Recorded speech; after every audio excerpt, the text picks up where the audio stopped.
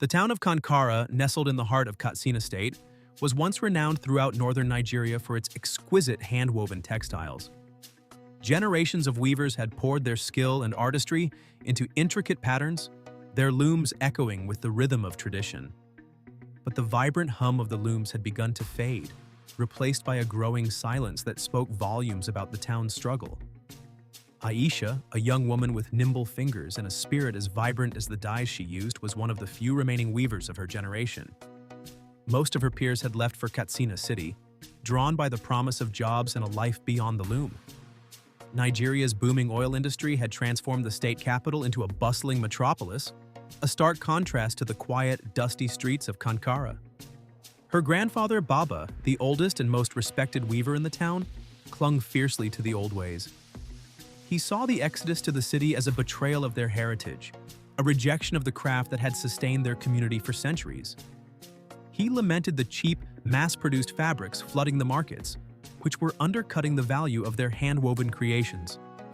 He'd often say, his voice heavy with sorrow, "They chase the kerosene glow and forget the warmth of the woven thread." The return of Kabir, a childhood friend who had found work in the city's oil sector, further complicated the situation. He arrived with tales of his new life, a life filled with opportunities unimaginable in Kankara. He spoke of steady wages, modern amenities, and a world beyond the confines of their small town. While he respected Baba's dedication, Kabir saw weaving as a relic of the past, a skill with no place in Nigeria's rapidly modernizing economy. Aisha found herself caught between Baba's unwavering commitment to tradition and Kabir's pragmatic embrace of the future. She loved her craft, the feel of the yarn between her fingers, the satisfaction of creating something beautiful and unique. But she also understood Kabir's perspective. She saw the hardships faced by the remaining weavers, the dwindling demand for their work, and the allure of a life free from the constant struggle for survival. One day, Haji Aladi, a successful businesswoman who had grown up in Kankara, returned to the town. She had made her fortune in Katsina City but had never forgotten her roots. Seeing the decline of the weaving industry, she proposed an idea, a cooperative that would help the weavers adapt to the modern market.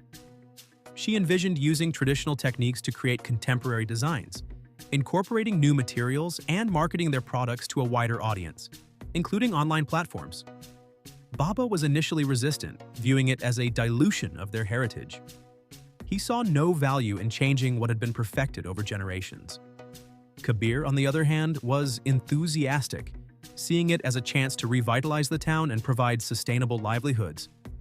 Aisha, recognizing the potential of Haji Aladi's vision, became the bridge between the two opposing viewpoints. She understood Baba's concerns but also saw the need to evolve. She spent hours with him, explaining how they could preserve the essence of their craft while adapting to the changing times. She showed him how they could incorporate new, vibrant colors, experiment with different patterns, and still maintain the integrity of their traditional techniques. She argued that innovation was not a betrayal but a form of survival, a way to ensure that their heritage would not be lost. Slowly, Baba began to come around.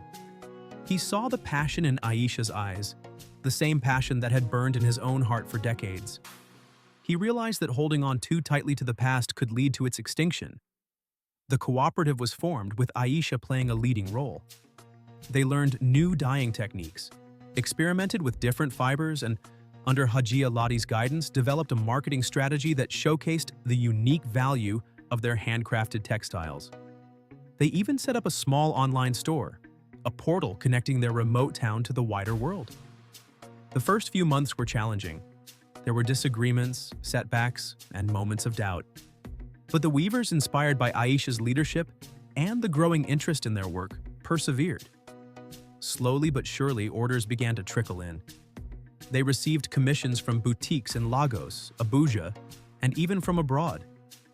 The looms of Kankara, once silent, began to hum again, their rhythm now infused with a new sense of hope.